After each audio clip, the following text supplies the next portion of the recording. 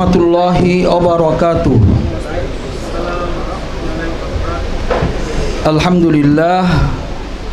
Alhamdulillahi wahdah, wassalatu wassalamu ala man la nabiyya ba'dah, wa ala alihi wa ashabihi wa baraka wa sallama tasliman kathiran kathira.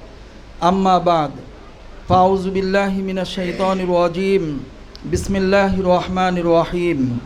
Inna awwala bait udiya linnas lalladzi bibakkata mubarakan wa hudal lil alamin fihi ayatum bayyinatum maqamu Ibrahim wa man dakhalahu kana amina walillahi 'alan nas hajjul baiti man istata'a ilaihi sabila wa man kafara fa innallaha ghaniyyun 'anil alamin. Wa qala Rasulullah sallallahu alaihi wasallam al-hajjul mabrur laisa lahu jazaa'un illal জান্নাহ আও কামা ক্বালা আলাইহি সালাতু ওয়াসসালাম। সম্মানিত উপস্থিতি, আল্লাহ তাআলার দরবারে সর্বপ্রথম আমরা শুকরিয়া জ্ঞাপন করি যে আল্লাহ তাআলা আমাদের সকলকে এমন সুন্দর একটি পরিবেশে হজের প্রশিক্ষণ গ্রহণ করার জন্য উপস্থিত হওয়ার তৌফিক দান করছেন। শরীফ হজ গ্রুপের পক্ষ থেকে আমরা সেই মহানের দরবারে সকলে শুকরিয়া আদায় করি। আলহামদুলিল্লাহ আলহামদুলিল্লাহ। অনেক সুন্দর সুন্দর কথা আমার পূর্বে আমার ভাইয়েরা আপনাদেরকে শুনিয়েছেন। এই কথার পরে আর কোনো কথা বাকি থাকে না। আমি আপনাদের সম্মুখে, যেহেতু আমার শরীফ হজ গ্রুপের সম্মানিত চেয়ারম্যান সাহেব আমাকে হুকুম দিয়েছেন, যেহেতু আরবিতে একটা কথা আছে আল আমরু ফাওকাল আদব, আমি আমার ভাইয়ের আদব রক্ষার্থে, আসলে আমি কিছুই জানি না, ওই রকম কোনো জ্ঞানও আমার নেই, তারপরও আপনাদের সম্মুখে দুই একটি কথা বলবো আমলের নিয়তে। ইনশাআল্লাহ আমরা শুনবো তো ভাই? আমি যে আয়াতে কারিমা আপনাদেরকে তেলাওয়াত শুনাইলাম, আল্লাহ পাক রব্বুল আলামিন এই আয়াতের ভিতরে একটা শব্দ ব্যবহার করছেন, বাক্কা। বাক্কা শব্দের অর্থ কি? আমরা অনেকে বলি যে বাক্কা শব্দের অর্থ হলো মক্কা, কিন্তু না। বাক্কা শব্দের অর্থ হলো পৃথিবীর মিডল পয়েন্ট, পৃথিবীর মধ্যখান। যেভাবে আমাদের বাংলাদেশে একটা এক্সাম্পল দেখেন, আমাদের বাংলাদেশে একটা 0 পয়েন্ট আছে গুলিস্তানের ওখানে, যেহেতু আমরা সবাই ঢাকায় আসি, এই 0 পয়েন্টে ওখানে লেখা আছে যে ওখান থেকে বরিশাল কত দূরে, এরকম চট্টগ্রাম কত দূরে। সারা বাংলাদেশের একটা ওখানে ঘোষণা আছে কি আছে না বলেন? তো আল্লাহ পাক রব্বুল আলামিন বলতেছেন ইন্না আউয়ালা বাইত উদিয়া লিন্নাস, সর্বপ্রথম আমি যে ঘরখানি তৈয়ার করেছি মানুষের জন্য, সেটা কোথায় অবস্থিত? আল্লাহ বলতেছেন লাল্লাজি বিবাক্কা, পৃথিবীর মাঝখানে আমি এই ঘরকে তৈয়ার করছি। এখন পৃথিবীর মাঝখানে কেন আল্লাহ তাআলা এই ঘর বানাইলেন? এখানেও আল্লাহ তাআলার বহুত বড় হিকমত নিহিত। আমরা সকলেই জানি আল্লাহ পাক রব্বুল আলামিন 1 লক্ষ বা 2,24,000 পয়গম্বর আলাইহিমুস সালাতু ওয়াস সালামকে দুনিয়াতে পাঠিয়েছেন। আর সর্বকালে সর্বশ্রেষ্ঠ মহামানব নবী মুহাম্মদুর রাসূলুল্লাহ সাল্লাল্লাহু আলাইহি ওয়াসাল্লামকে আল্লাহ তাআলা এই জমিনে, এই মাটিতে, এই স্থানেই আল্লাহ তাআলা কবুল করছেন। কেন?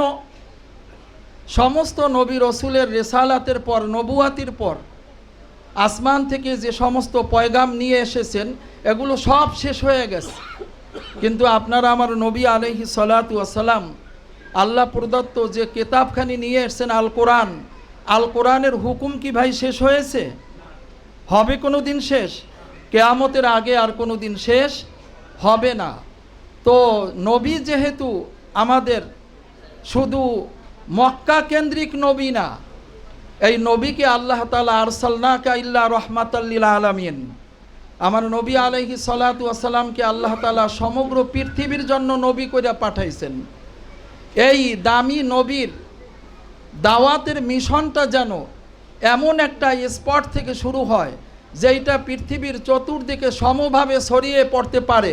এজন্যই আল্লাহ পাক রব্বুল আলামিন আপনার আমার নবীকে এই পবিত্র মক্কা ভূমিতে জন্মগ্রহণ করাইছেন। বলেন সুবহানাল্লাহ। এই বাইতুল্লাহ শরীফকে আল্লাহ পাক রব্বুল আলামিন পৃথিবী সৃষ্টির 2000 বছর আগে বানিয়েছেন।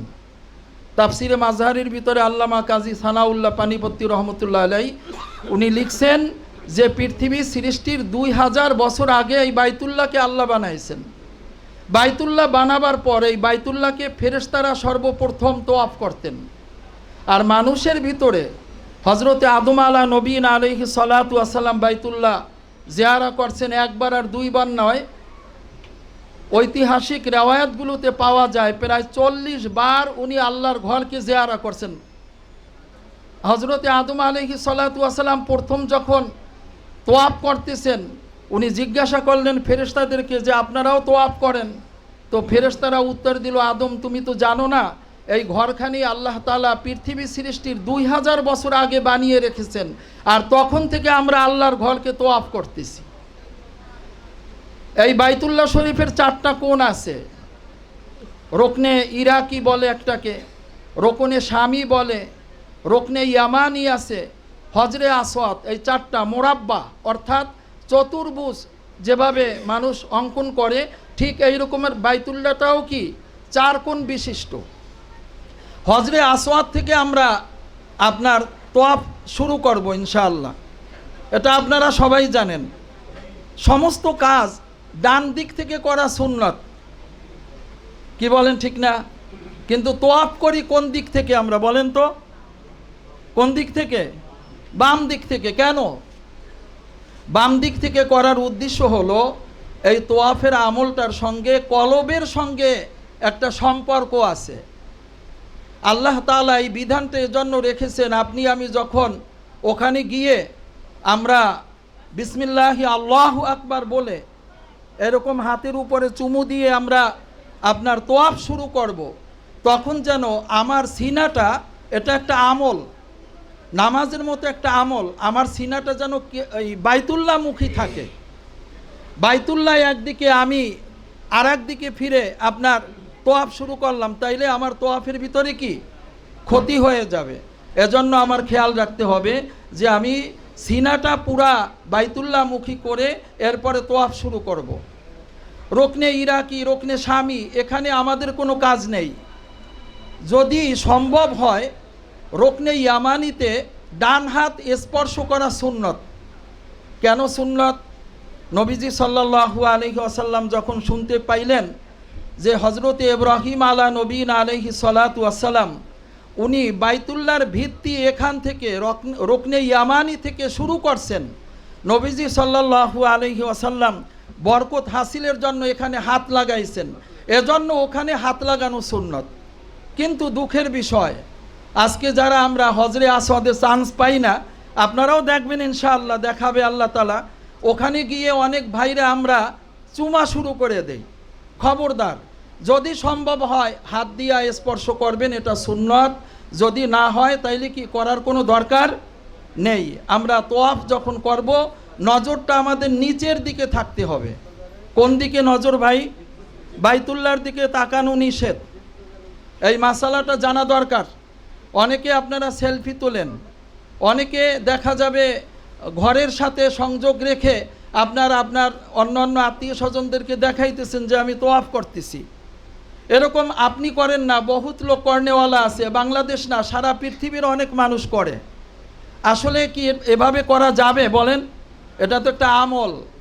আপনি আমার ভাই যে বললেন ইঞ্জিনিয়ার সাহেব যে রুকনে ইয়ামানি থেকে হজরে আসওয়াদের এখানে নির্ধারিত একটা দোয়া, রব্বানা আতিনা ফিদ দুনিয়া হাসানা ওয়া ফিল আখিরাতি হাসানা ওয়া কিনা আযাবান্নার, এছাড়াও অন্য দোয়াগুলো আমরা ওখানে পাঠ করব। আপনি যা বুঝেন, যা পারেন, এইটাই আপনি বলবেন।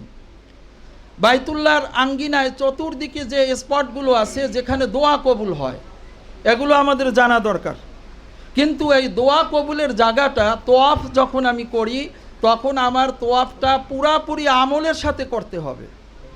অনেকে দেখা যায় যখনই দেখে তোয়াফ করতেছে, হঠাৎ দেখা গেল যে আপনার হাতিমের দরজা খুলে দিস, সে তোয়াফের বাকি অংশ রেখে সে হাতিমের দিকে দৌড় মারে। হয়তোবা দেখা গেছে হজরে আসওয়াদের কাছে একটু ফাঁকা পেয়ে গেছে, সে তোয়াফের আমল ছেড়ে ওদিকে সরে গেছে। এই যে আমলগুলো আছে ভাই, এগুলোর থেকে আমাদের বিরত থাকতে হবে। আমরা তোয়াফের আমলগুলো করব ইনশাআল্লাহ।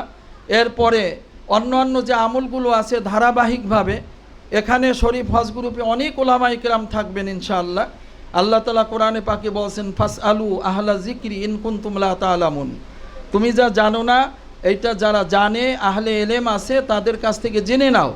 আমরা জানতে তো আর কোনো অসুবিধা নাই, আছে বলেন। আমি আর একটা কথা বলি শেষ করব, সেটা হলো হজের সফরে যেভাবে সোয়াবের হার বেশি, এইভাবে গুনার মাধ্যমে গুনার হারও কি অনেক বেশি গুণে বেড়ে যায়। বিশেষ করে ওখানে গিয়ে আমরা অনেকেই পর্দা লঙ্ঘন করে ফেলি। পর্দাটা কি ফরজ না? পর্দা করা কি ফরজ, কিন্তু আমরা পর্দাকে অনেকেই এইটাকে কোনো আমলই মনে করি না। কারণ বিদেশি যারা আছে, মা বোনরা আসে, তারা দেখবেন পর্দা করে না, মুখ খোলা রাখে। এখন আমার ওই আমলটা তো আমি শিখে আসছি। ওখানে যাইয়া দেখা যায় আমাদের যারা মাহরাম থাকেন, যাদের মাধ্যমে আমরা গিয়েছি হজে, হয়তো আপনার এখানে যারা মা বোন আছেন আপনাদের শুনতে একটু কষ্ট লাগবে, ওখানে গিয়ে অনেকেই আমরা স্বামীর সঙ্গে ঝগড়া লাগাই দিই, বা ভাই সহ অন্যান্য যারা আছেন তাদের সঙ্গে ঝগড়া লাগাই। মাসআলা হলো, মেয়েরা যদি সম্ভব হয় সে ঘরে যদি অন্যান্য নামাজগুলো আদায় করলে যে সোয়াব সে পাবে, আমরা বাইতুল্লাহ গিয়ে ফরজ নামাজ আদায় করলে এখানে একটা মাসালা আছে। অনেকে জানে যে বাইতুল্লাহ যাইয়ে নামাজ পড়লেই 1 লক্ষ রাকাতের সোয়াব। জি না, এইটা শুধু ফরজ নামাজের ব্যাপারে। এইটা আপনার মাথায় রাখতে হবে যে 1 লক্ষ রাকাতের সোয়াব আপনি ফরজ নামাজের জন্য আল্লাহ তাআলা আপনাকে দিবেন। এখন হয়তো শয়তান তো আসি, শয়তান কিন্তু মরে নাই। সে আমার মা বোনদেরকে শিখাই দেয়, কয় স্বামী যাইয়া 1 লাখ রাকাতের সোয়াব পাবে আর তোমারে ঘরবন্দি করে রাখছে। এটা তো হইতে পারে না, এই ঝগড়া লাগাই দে যে না আমিও যাব। হ্যাঁ, আপনার যদি পরিবেশ থাকে, যাওয়ার মতো সুযোগ থাকলে আপনি যান, কিন্তু উত্তম হলো আপনাদের হোটেলে বসে ফরজ নামাজগুলো আদায় করা, বেশির সময় হোটেলের ভিতরে কাটানো। এই তাইলে আপনার ওই আমরা ওখানে গিয়ে যে সোয়াবটা পাবো, পুরুষরা মারা বোনেরা ঘরে আদায় করলেও সেই সোয়াবটা পাবে। আর একটা শয়তান আপনাকে আমাকে নষ্ট করে, সেটা হলো হজের পরে আমাদেরকে লাগাই দে, কয় আমরা তো সব আরাফাতি ভাই বোন। কি হয়ে গেছে? আরাফাতি ভাই বোন। আমার বিবির সাথে আপনারা যারা আছেন কেউ সঙ্গে দেখা দেওয়া কি জায়েজ আছে বলেন? হ্যাঁ, হজ তো একটা আমল। আমি আমল করতে গেলাম আর ওখান থেকে আপনি আমাকে আরাফাতি ভাই বোন বানাইয়া একটা নতুন সম্পর্ক জড়াইয়া পর্দাকে পুরা লঙ্ঘন করিয়া আপনি আগের এই যেমন খুশি তেমন চলতেছেন। ভাই এইটা আমরা আপনার চেষ্টা করব, এইটা যেন আমরা বাদ দিতে পারি, এর ভিতরে যেন আমরা না যাই। আরাফাতি ভাই যদি হয়ে থাকি, বোন যদি হয়ে থাকি, আল্লাহ তাআলা যদি আমাকে কাল কিয়ামতের দিন দান করেন, আলহামদুলিল্লাহ, যে তোমরা অমুক বছরে কে কে ছিলা, আসো তোমাদেরকে জান্নাত দিয়ে দেই, যদি কবুল হয়। আর একটা জিনিস খেয়াল রাখতে হবে, মোবাইল এই শয়তানের সবচাইতে বড় চক্রা হইলে এই মোবাইল। এখন তো আরও সুযোগ, প্রত্যেকটা হোটেলে, আমার ভাই যে হোটেল নেছে আপনাদের জন্য, এগুলো তো মানসম্পন্ন হোটেল, এখানে সব জায়গায় ওয়াইফাই আছে। ওয়াইফাই থাকলেই তো আর কিছু লাগে না। ফরজ নামাজ না পড়ে হোটেলের ভিতরে এসি ছেড়ে দিয়ে দেখা যায় ওখানে সে মোবাইলে আসক্ত হয়ে যায়। এরকম বহুত আল্লাহর বান্দা বান্দি আছেন। খবরদার ভাই, সামান্য কয়েকটা দিনের জন্য যাইতেছি, আমি সকল প্রকারের যত প্রকারের চাহাত আছে এগুলোকে আমি কোরবানি করে একমাত্র আল্লাহর জন্য এই 39 বা 40টা দিন কে কে দিতে পারবো? একটু হাত উঠিয়ে দেখান। আল্লাহ আমাদের সকলকে কবুল করেন, সকলে বলি আমিন। এই আমলগুলো আমরা করব ইনশাআল্লাহ। সবাই রাজি আছি না? মোবাইল থেকে দূরে থাকার চেষ্টা করব। আরও কথা অনেক ছিল, যেহেতু সময় স্বল্প, ইনশাআল্লাহ সুযোগ আসলে ওখানে আমাদের লম্বা টাইম আছে।